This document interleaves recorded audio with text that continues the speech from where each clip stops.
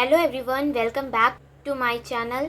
आज हम geography practical में एक very important statistical concept correlation को डिटेल में समझेंगे। सबसे पहले समझते हैं कि कोरिलेशन होता क्या है। Correlation indicates the relationship between two such variables in which, due to change in the values of one variable, the values of the other variable also change. Correlation का सिंपल मीनिंग है दो variables के बीच relationship को study करना। अगर एक variable में change होने पर दूसरे वेरिएबल में भी कोई स्टैटिस्टिक चेंज होता है तो हम कहते हैं कि दोनों वेरिएबल्स के बीच कोरिलेशन है। फॉर एग्जाम्पल, अगर रेनफॉल बढ़ता है और एग्रीकल्चरल प्रोडक्शन भी बढ़ता है तो रेनफॉल और एग्रीकल्चर प्रोडक्शन के बीच रिलेशनशिप हो सकता है। Definition of correlation according to Croxton and Coden, when the relationship is of a quantitative nature, the appropriate statistical tool for developing and measuring the relationship and expressing it in a brief formula is known as correlation. It means correlation एक statistical tool है जो quantitative variables के बीच relationship को measure करता है। इसका main purpose ये देखना है कि variables के बीच relationship है या नहीं, रिलेशनशिप किस डायरेक्शन में है और रिलेशनशिप कितना स्ट्रॉन्ग है। According to L R. Connor, if two और more quantities vary in sympathy so that movement in one tend to the accompanied by corresponding movements in others, then they are said to be correlated. It means जब to या मोर quantities systematically very करती हैं और एक quantity में change के corresponding दूसरी quantity में भी चेंज होता है तो उनके बीच कोरिलेशन कहा जाता है। Kinds of correlation on the basis of nature of relationship between the variables, correlation में भी अगर हम काइंड्स ऑफ कोरिलेशन की बात करते हैं तो नेचर ऑफ रिलेशनशिप के अकॉर्डिंग जो कोरिलेशन है वो 3 टाइप्स के होते हैं। फर्स्ट है positive correlation, when both variables change in one direction, that is when both increase और decrease the relationship between two variables is called positive और direct. It means positive correlation तब होता है जब दोनों वेरिएबल्स सेम डायरेक्शन में change करें, मतलब x increases y also increases, x decreases, y also decreases. फिर आता है negative correlation. When the change is in opposite direction, that one variable is increasing and the other is decreasing. The correlation is negative or inverse. It means negative correlation में दोनों variable opposite direction में change करते हैं. It means x increases, y decreases, x decreases, then y increases. अब बात करते हैं no correlation. No correlation means a change in one variable does not show any consistent change in the other variable. It means no correlation का मतलब है कि दोनों variables के बीच का कोई कंसिस्टेंट रिलेशनशिप नहीं है, यानी एक वेरिएबल में चेंज होने पर दूसरे वेरिएबल में कोई डेफिनेट पैटर्न नहीं मिलता। अब क्वेश्चन आता है सिर्फ रिलेशनशिप होना एनफ है क्या? नहीं, हमें ये भी पता करना होता है कि रिलेशनशिप कितना स्ट्रॉन्ग है या कितना वीक है। इसी को डिग्री ऑफ कोरिलेशन कहा जाता है।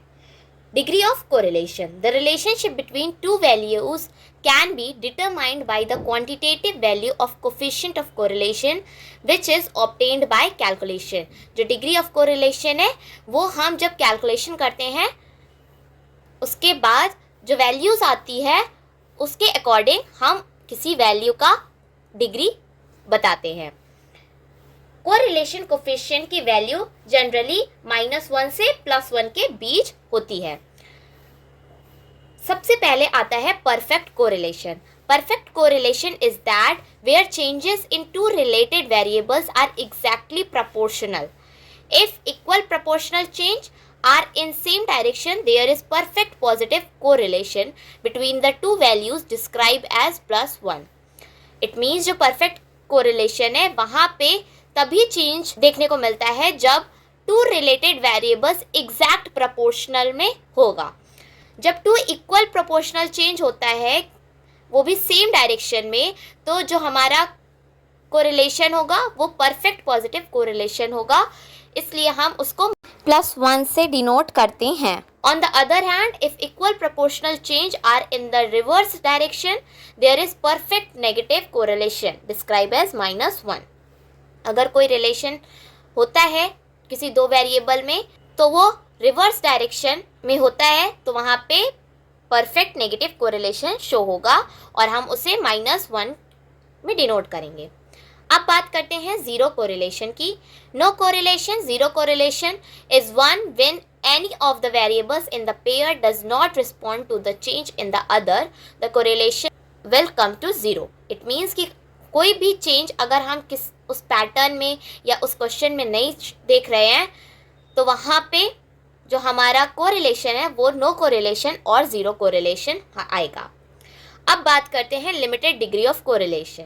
Correlation is said to be limited positive when there are unequal changes in the two variables in the same direction, and correlation is limited negative when there are unequal changes in the reverse direction. It means कि जो limited degree of correlation है वो कहता है कि unequal change और irregular change किसी same direction में होता है तो वहाँ पे हम लिमिटेड पॉजिटिव और लिमिटेड नेगेटिव चेंज कहते हैं. अगर वो डायरेक्ट होगा तो वहाँ पे हम लिमिटेड पॉजिटिव कोरिलेशन कहेंगे. अगर वो इन्वर्स होगा या रिवर्स होगा तो वहाँ पे हम लिमिटेड नेगेटिव कोरिलेशन कहेंगे. जो लिमिटेड डिग्री है वो 3 टाइप्स में है, high, moderate and low. High की जो वैल्यूज़ हैं वो ±0.75 to 1 है. मॉडरेट में ±0.25 to 0.75 है और लो में बिटवीन 0 to ±0.25 है. ये एक टेबल है जिसके थ्रू आप समझ सकते हैं. यहाँ पे डिग्री ऑफ कोरिलेशन को 3 पार्ट्स में डिवाइड किया गया है, perfect correlation, no correlation and limited degree of correlation. Perfect correlation को 2 पार्ट्स में, perfect positive correlation and perfect negative correlation. No correlation में 0 ही रहेगा. लिमिटेड डिग्री ऑफ कोरिलेशन को 2 पार्ट्स में डिवाइड किया गया है, positive and negative. Positive and negative degree of correlation को 3 पार्ट्स में डिवाइड किया गया है, हाई, मॉडरेट एंड लो. जैसा कि मैंने पहले बताया, हाई में ±0.75 to 1, मॉडरेट ±0.25 to 0.75, लो में 0 to ±0.25. The following chart will show approximate degree of correlation according to Karl Pearson formula. ये जो आप चार्ट देख रहे हैं ये कार्ल पियर्सन के फॉर्मूला के बेसिस पे है, जहाँ पे उन्होंने degree of correlation and negative and positive value को बताया है. अगर कोई वैल्यू +1 और -1 है तो वहाँ पे परफेक्ट कोरिलेशन शो होगा. ±0.9 से ज़्यादा कोई वैल्यू आती है तो वहाँ पे very high degree of correlation है. फ्रॉम ±0.75 to ±0.9 तो वहाँ पे sufficient high degree of correlation है. फ्रॉम ±0.5 to ±0.75 वहाँ पे मॉडरेट डिग्री ऑफ कोरिलेशन है. अगर लेस देन ±0.25 है तो वहाँ पे लो डिग्री ऑफ कोरिलेशन है. अगर 0 है तो वहाँ पे ज़ीरो कोरिलेशन है. अब हम बात करते हैं मेथड्स ऑफ स्टडीइंग कोरिलेशन. क्या मेथड्स हैं जिसके हेल्प से हम कोरिलेशंस को पढ़ते हैं. There are various method of finding correlation. Some of them are, बहुत सारे कोरिलेशन के मेथड हैं बट हम उनमें से यहाँ पे कुछ ही की बात करेंगे. सबसे पहले है scatter diagram. It is a simple visual geographic method. When the trend of plotted points is upward, the correlation is positive. When it is downward, the correlation is negative. यहाँ पे एक ग्राफिकल रिप्रेजेंटेशन होता है data का, and अगर वो plotted है upward direction में तो वहाँ पे पॉजिटिव कोरिलेशन है. अगर डाउनवर्ड प्लॉटेड है तो वहाँ पे कोरिलेशन नेगेटिव है.